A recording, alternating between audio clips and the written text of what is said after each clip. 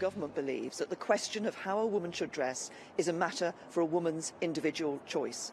Nobody should be trying to tell a woman how to dress. As we discuss these issues and openly discuss these issues, it's imperative that everybody is careful in the language that they use. It's very clear that the language that Boris Johnson used to describe people's appearance has caused offence. The British Prime Minister Theresa May is demanding an apology from her former Foreign Secretary after he criticised women who wear the burqa. He wrote in a newspaper column that they look like letterboxes and bank robbers. Boris Johnson has so far refused to answer reporters' questions about his controversial comments. Muslim groups and many others, they say he's using Islamophobia to court Conservative voters. Johnson's supporters, well, they defend his right to free speech. They point out he never actually called for a ban on the burqa. They also argue that it's an oppressive piece of clothing. Let's go to Cardiff in Wales and speak to Sahar al Faifi. She's a Muslim rights activist, a community organiser and a molecular geneticist. Sahar, thank you very much for joining us on The Newsmakers. Why do you cover your face? Why do I wear the face veil, the niqab? It's an act of worship. It's an act of devotion. It is part of my personal spiritual journey. It's never that someone forced me to wear it, or is never been an oppressive or suppressive for me, as some of the politicians are suggesting. It's not just politicians, is it? There is a group of white Conservative men in the UK who continue to give their opinions about what Muslim women should and should not wear. Why are they doing that, do you think? It's true, and I pray for the day where we never discuss what women should wear and she shouldn't. There are many reasons. I mean, this part of discussion around the face veil plays a big part of the Islamophobia industry out there. There are minorities who happen to be vocal, who are willing to scapegoat minorities, including Muslims, just to gain a political vote. We know that Boris Johnson made his comments at the right time, knowing that it's the silly season for the media. They are looking for the news, and he's aiming to get the populist vote, sadly, in the expenses of Muslim women's safety. Silly season in the UK is what they call the period of the summer when Parliament is on holiday. Do you think Boris Johnson is an Islamophobe? I think his comments definitely are Islamophobic and racist, not only just insulting. But he's received quite a lot of support for his article, and not just from right-wingers. There are other people. There was one respondent, it's just one example, writing in response to an analysis of what he said in a liberal newspaper in the United Kingdom. And this person wrote, how can wearing one, in other words, a burqa, considered to help integration? It's about time the UK brought in a similar law. It is and never will be accepted dress in a civilized society, says this person. You know, this is one of the things you always hear when it comes into discussion around minorities and immigrants communities, that they're not integrating enough, they're not doing enough. And it's sad to hear that, because we know the British Muslim community is the most charitable community.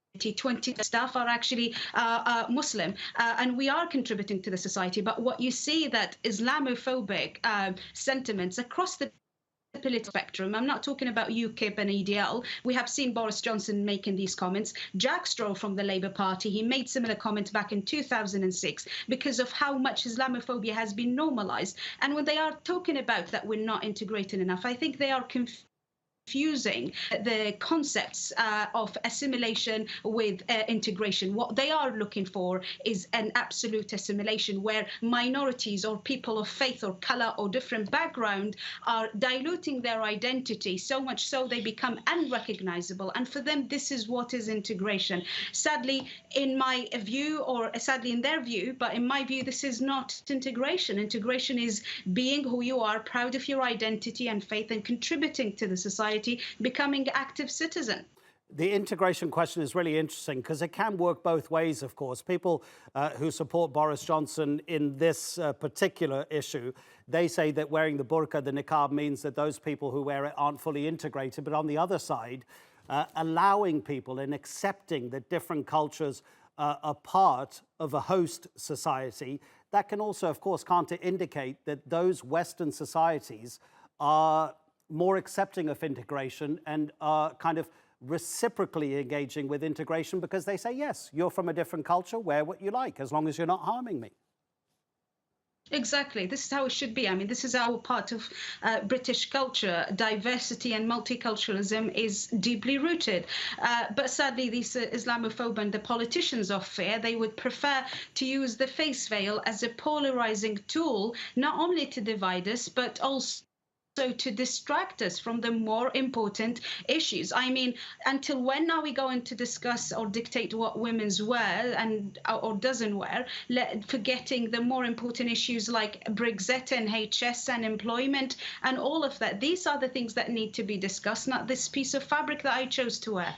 Sure, okay, distraction as a political tool, integration as a cultural analysis. What about security? Chad, for example, in Africa, in 2015, there were 2 suicide attackers who had full burqa, and security can become an issue. In the UK, when a courier enters a bank, he or she has to take off their helmet because the camera has to be able to focus on their face. What about the security issue of hiding one's face? National security is a concern for everyone, Muslims and other people of different faith and so on. But the security narrative is a false narrative, because someone who chose to wear the face veil like me, I absolutely have no problem to reveal my identity whenever is needed, you know, whether it's an airport or security checks and so on. For me, is a practice of faith that I do as much as I can, and whenever is needed, I am like anyone else following the laws. But the problem with this narrative is that they are suggesting somehow veiled Muslim women is prone to commit terrorist attacks. And even if there are cases like the one you mentioned in Chad, is it actually fair to prosecute a whole community for 2 individuals who committed these horrific crimes and undermine their liberties or undermine their freedom? This is also one issue to follow up on this, that it's not really about Muslim women who chose to wear it. It's not a Muslim issue. It's more of a civil liberties issues, because, you know, we live in a very diverse society. We must respect individual liberties. And someone might wonder, if they go on to discuss the face veil today, are they going to discuss the turban tomorrow? Or are they going to discuss the Jewish kippah and so on? So it's fundamental to our understanding that we respect our civil liberties. Sahar al Faifi, thank you for sharing your opinions with us on The Newsmakers.